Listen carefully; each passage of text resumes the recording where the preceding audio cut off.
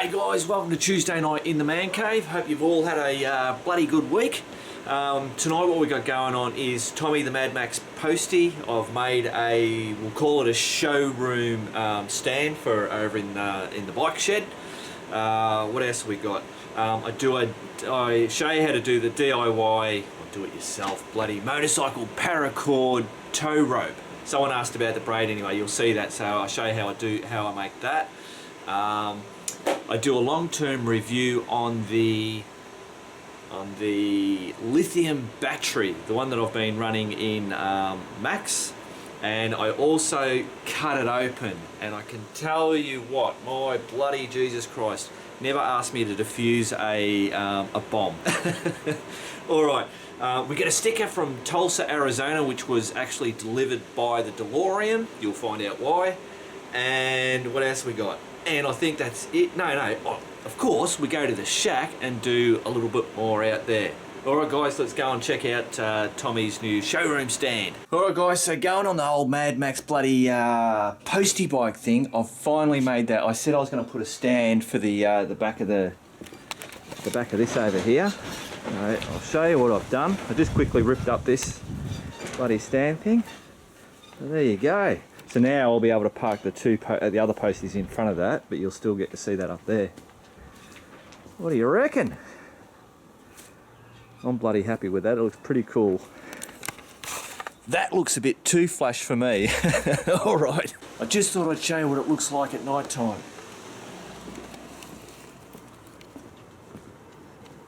Check that out. You know I'm just a big kid.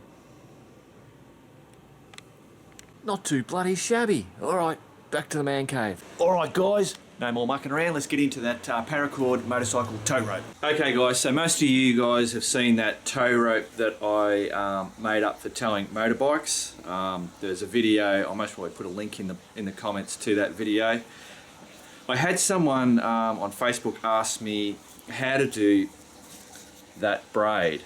And I thought it was a complicated one that I'd got off YouTube, because it's been a while since I've had to make these up. I'm bloody nearly running out, so I've got to make a whole heap up. And I thought, well, what I'll do is I'll show you guys how I actually make this. So if you just go and get on eBay, buy some bloody paracord, and then I'll show you how to make one of those. Obviously we sell them, but especially for the international guys, we don't sell to you guys because we don't ship over that way. It just costs too much bloody money to do it, and I just don't think it's really worth it. Alright, so what I'm going to do is show you how to make one of these. Really, it's not quick, but it's very simple. Alright, so all we're going to do is just get some paracord. This is 7-strand paracord, and what we're going to do, measure out 16 feet. Now, on the man cave floor, I've already got the measurements on how to do it, so we'll do that. Alright, so on my concrete floor, I've got a mark here at 16, which means 16 feet from all the way to that line here. Okay, so I got my paracord. The dog's making sure I'm doing the right bloody thing. So that's all the way up to out there, and now I know I simply got to cut here. Throw that bit away. Just do the normal bloody burny bit. Alright, so I've got 16 feet of this paracord. All I do is, and I just roughly guess, I'm just going to make an overhand knot at the end here. And basically all you need to have it is big enough so that you can loop the other part, be able to fit that thing through it. Simple overhand knot like that, and just pull it. There you go, that's all we're making. Cool. Now what we've got to do is do another measurement, and that is 8.5. So from here down 8.5 feet. So starting at this end here, follow down, and I've got a mark down here that says right about here is 8.5. So all I do is grab that, and then I come over to my little jig thing that I've made up. And basically it's 16 feet paracord, tie the end loop, which is what we've just done, measure 8.5 feet, what does that say? Oh, from loop end, which is what we've just done. Now we're going to use these two, what do you call it, nails. And as you can see that I've got a diagram. You can see that, there's the knot. I'll set myself up so that you can watch me do this bit. Alright guys, so I've got me part that where I measured 8 feet all the way back until that loop. So from that loop, from the tip there to here is 8.5 feet. So that's the loop end. So all I do is put that on the bottom nail, and then I wrap this around, come round like that. So the loop end's coming out here, and this is the other end. So all I've got to do is go round and under through there, and then just pull that whole thing through. And then it's just simply braiding, doing exactly the same on the opposite side. So you come back around, through, bring all that through, and then you just keep doing that until we finish right up to the top. Now I'm obviously not going to do this. I won't show you the continual thing, I'll show you at the end. So it gets all a little bit messy, but as you go along, just keep pushing that stuff down. And then we'll go through. Alright, what I'll do is I'll come back to you as I get up a little bit further. And you just keep pushing that down so you keep it nice and tight. Alright, come back to you. Alright guys, I just quickly thought, I just had a look at the footage just so you might be able to see it better. So this is the non-loop end, that's the loop end. The loop end doesn't do anything, it just sits there. So all we do is we come under and through, and it goes over the other side, under that, and then back through the middle. Over the other side, under, back through. And that's it, and that's how it just, you can see that, creating that braid. Cool. Alright guys, so now we're getting up to the top, and you're thinking, oh geez, wow, we've still got a heap more paracord left. Well, what you got to do is you got to push all this stuff down, and keep it tight, like that. You just keep, as much as you can, pull all that down, because you want it as tight as possible, like that. So now I can keep on going. I think it's very important to keep pushing and getting this as tight as possible for when it goes onto the foot peg of the bike, which I'll show you once we get it done. Alright, I'll keep going. Alright guys, so I've got to the end, or near to the end. So what I'm going to do is just take this off here. Oh, hang on a minute, who's here? Nae's here. Hello. So we've got to take this off. Now on this end, because of these nails, it's hard to pull it off. All you've got to do is just pull some of this back, like that, so then you can just lift that off. Get off, like that. Cool. So now we've just got to make sure we've got all this down. And it's crazy how much, if you keep pulling on it, how much you can actually pull down on it to get that really tight. So now I'm just going to do this while it's in my hand, keep doing exactly the same thing until I can't thread that through there, because it gets right up to there. I'll come back to you. Actually guys, I never told you what the distance between these are. I've now just written it in there. It's 15 centimeters between that nail and that nail there. Alright guys, so we're getting very close to the end now. Like that, through there. And I reckon that's going to be pretty much the last one. So we shall make a knot. Like that. Oh. Well, there you go guys, that's basically it. This is a little bit shorter than what I normally have. Normally I have a little bit more left over. And if you have too much, like basically I normally like to have that tail pretty much the same length as that. Normally when I do these, there's a little bit more and I'll just cut it off and then just, you know, light the end of it. But there you go, that's it. And just for the sakes of it, for those that haven't seen that video, I'll just quickly show you how you would kind of like use it, just roughly. Alright guys, so for the person being, or the rider being pulled by the other bike, you use this end and basically just wrap it around like that. So then you put your foot on there and then that gets pulled out that way. And then if there's a problem or whatever, you need to let it go like that and it just basically lets go. So the bike that's pulling the other one, you can basically put this anywhere. You can attach it on the foot peg if you want, and all I do is just feed the other end through like that, and that's it. That just hooks on there. Or say I wanted to just run it directly off the front, I just put that through there. Just having that loop on the end just makes the whole thing a lot easier and quicker.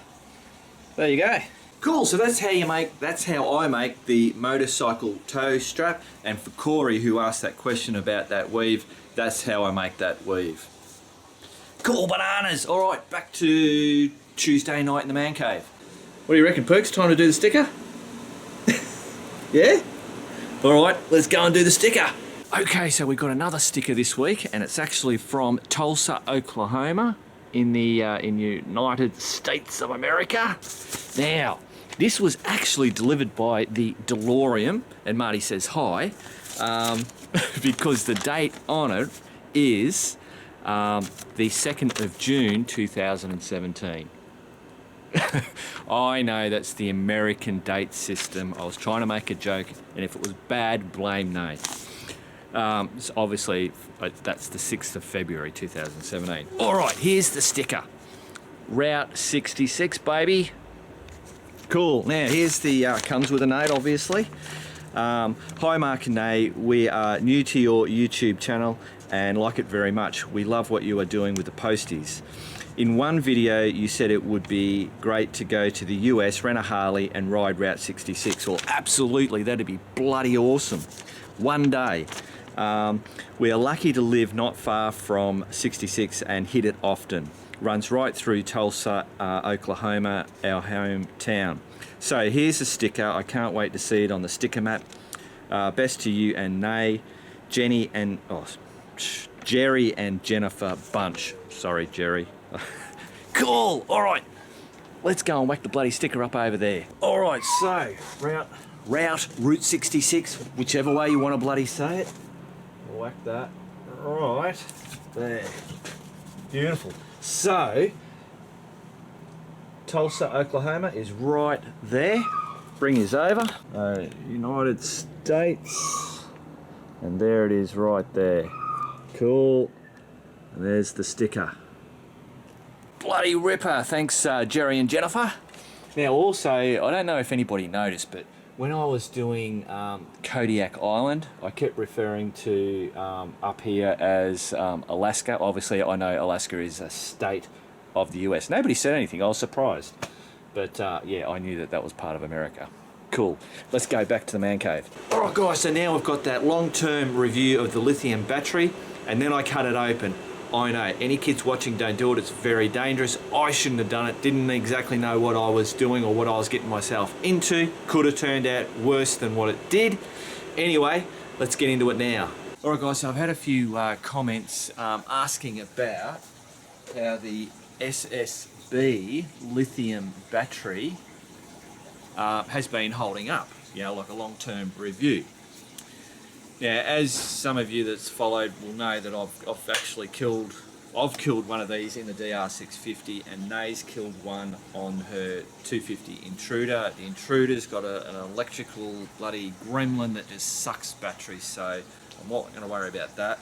I also had on the reason why I killed one, it's not the fault of the battery, it was the fault of the socket, the charging socket being directly connected to the battery, so it was on all the time, and because it had a USB socket, the USB, is constantly converting something, which then just slowly drains that. And if you don't ride the bike for quite a while, it kills the bloody battery. I've now swapped it over to a switch one.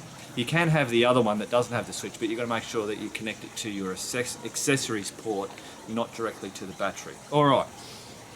So the only reason I think you're going to get one of these lithium batteries, the only advantage over the lead acid is basically the lightweightness of it. It's just super bloody light. So if you're trying to get your bike light because you're going to try and, you know, get in and start doing sand riding or getting into more gnarly stuff, and like me, I'm not a bloody expert rider or anything like that, so any added benefit that I can find, you know, that's what I did. So the one downside, what I think, one negative to this is that I don't think this will hold the charge. Once it gets drained down, you're pretty much knackered with it. It won't charge back up. Whereas with a lead acid battery, if you do happen to run it out, you can charge it back up, and it, you know, you might get 70% charge back in it, and if you let it go down, then it'll drop down to 50, and then pretty much after that you're screwed. So these don't, from what this particular one, you know, I don't know that for 100%, but in how I've used mine and what's happened to mine is that once that's been drained, that's pretty much it. It's no good. You've got to replace it. Whereas if it was the lead acid batteries that I've had before, I've drained them, and then I've been able to charge them back up, and they've been fine. I've done it again. Yeah, so you know what I mean. So that's it. So yeah. So the one that I've got in there now, the new one, it's not a problem since I've had that and I haven't drained it out. It just works like a normal bloody battery, no problems whatsoever. Cool, so now what I want to do is, I'm going to cut this bloody thing open and see what's inside. So we'll head over there and see what happens. Alright guys, so we are now going to cut this open. I don't know if there's going to be a problem or not. I've had a quick look on YouTube and I've seen someone else cutting one of those bloody big ones open, and it didn't seem, there was no bloody issues or problems. This has got a little bit of charge in it. You can see on there, but that's nothing. All right, safety glasses on, one hacksaw, and I think I might just I'll cut straight through the middle of it.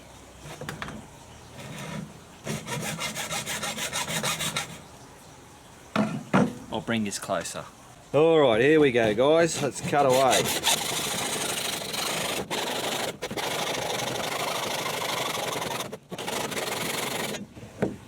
All right, maybe cutting through the middle was not the best idea. I might cut through the bottom. I'll cut through the bottom, god damn it, because I think I'm cutting through all the bits and pieces that's in there. Look.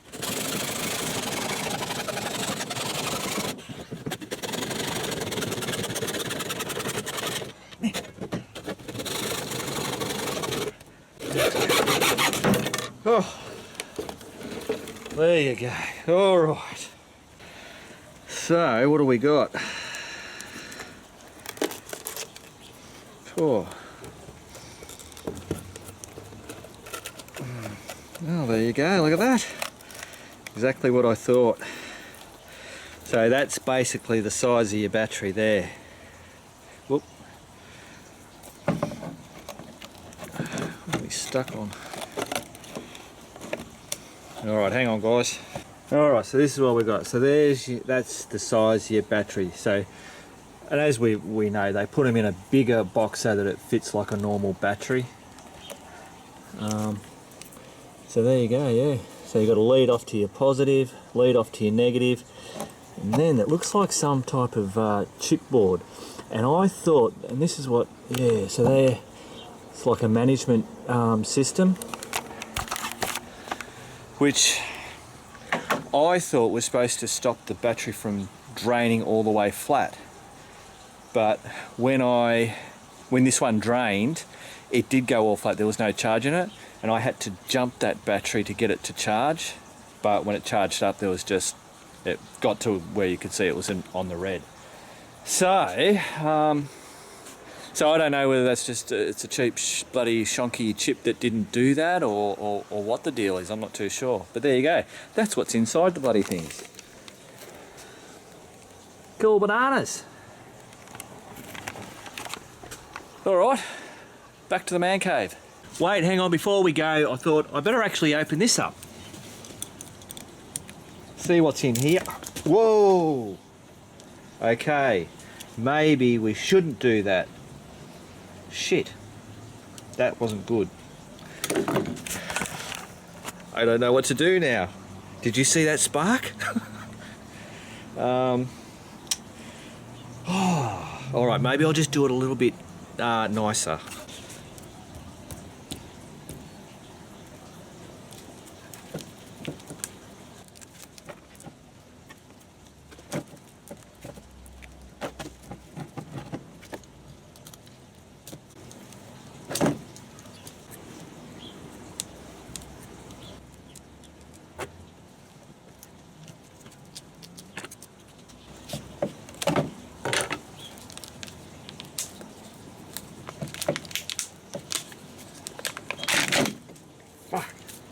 Bloody shit scaring the hell out of me. I've seen those videos where the bloody things go off. Oh, so it's because I cut in through that. Yeah. So they're just like little slabs of stuff. I don't know how far further to go in. That scared me. I think I shall leave it there, guys. I don't know what I'm doing, so I shouldn't go any further. Give me some comments in the bloody, some comments, and let me know whether I should go further. I'll maybe check up a little bit or something like that, but I'll just leave it. That would be stupid of me to go any further, not knowing what's going to happen. Cool. All right, now back to the man cave.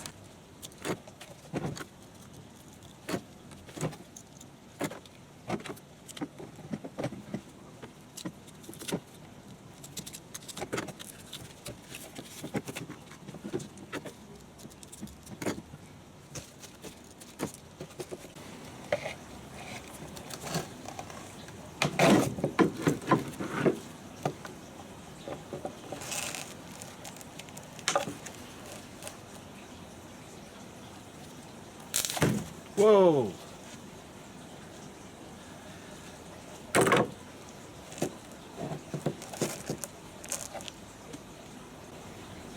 Shit. Alright, so my problem now is that I've now gone so far with this, now it's in a very unstable situation. So I think that's because I cut the two wires at the same time. So I need to cut each of those little wires one at a time. Alright, here we go.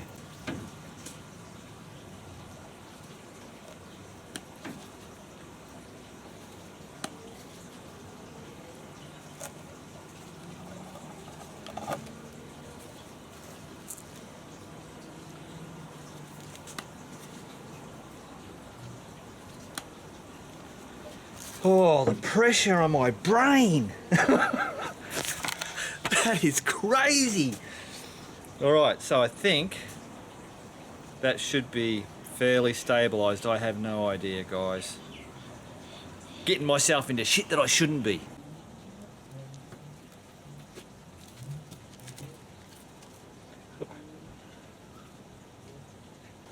Cool bananas. Well, I don't know what else to do now.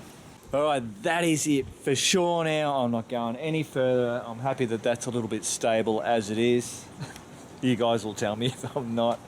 Yeah, there you go. Back to the bloody man cave, and that's it. Jesus, guys, that was bloody crazy. That was so much pressure on my brain doing that. So there you go. If you ever see me trying to defuse a bomb, run the bloody hell away from me. Alright, where are we going? Let's go and check out the shack. Alright guys, well, back at the shack. Amazing, it is actually still standing. How's that? Although we haven't had too many storms or anything like that. We had a big lot of rain coming down, and but that's about it. So it's not really tested yet for the high winds. So today, I think what I'm going to do is do that lean-to thing through here. So I've just got to go out and just grab all the bits of all the logs and whatever, and then just basically stand them up there, dig them in, something. Cool bananas. Now something I forgot to, I keep bloody forgetting to say. I was talking about I could have a fire there and it would act really good as a chimney. I've changed my mind on that, and I changed it a few videos ago. Purely, I mean, that's a nice looking rock. If I was to put a fire there, all that smoke is just going to blacken it all up. But have I said that before? I don't know if I have. But anyway, yeah, so I'm not going to I won't put a fire there. That's I don't want to destroy that. I mean, these rock outcrops are few and far between in this area, so I don't want to do that. Cool, just thought I'd let you know that. All right, I'm going to set myself up and start finding some of this stuff to make that little lean-to bit. Cool.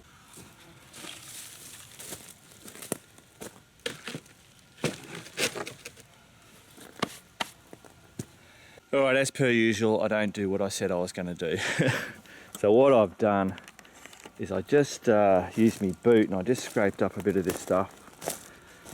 Just a little bit of an area in front of the shack. And now I've built just a bit of a barrier along there. For no real purpose. I don't know. It just came to me, so I thought I'd bloody well do it. I haven't destroyed anything, you know, I've kicked up a bit of dirt or whatever. All that stuff there is just all rotted stuff that's just laying around. Obviously you can see it everywhere. I don't think that should be a problem. All right, now we'll start that bit there. I'm just having a bit of a drink and a smoke, sitting here in my bloody shack, and I've worked out why I did that barrier.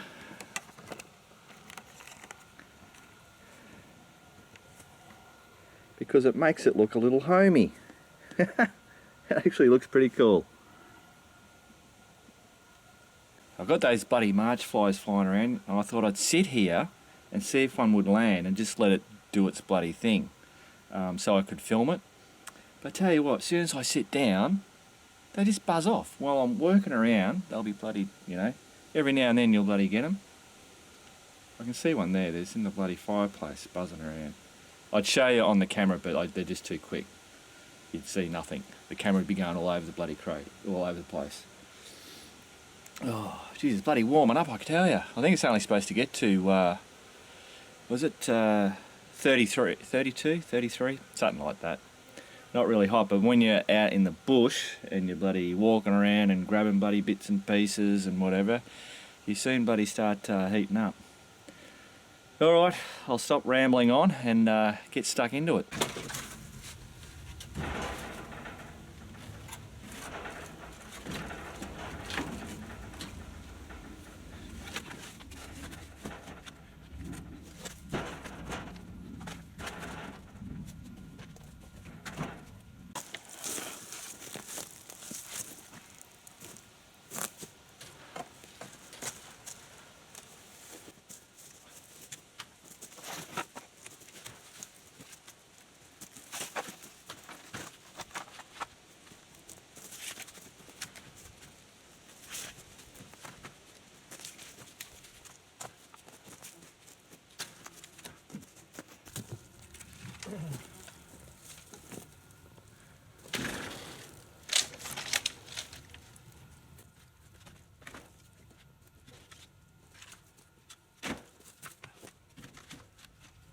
Holy dooly, guys, jeez, alright. Well, it's now midday. I haven't been here that long. So 12 midday, I looked on the phone, it says it's 25 degrees, so it's not hot at all. But I tell you what, bloody walking around, getting all that stuff just moving around out here, bloody it gets you sweating. I'm just sweating everywhere. Maybe it's because I'm bloody unfit again, who knows. Really shows the importance of water. Bloody hell. Alright, so this is what we got so far. I've just got one of these things land on me. I'm going to try and see if I can get him I'm gonna let him go, see, hopefully you guys can see that. See if he's gonna take a bite.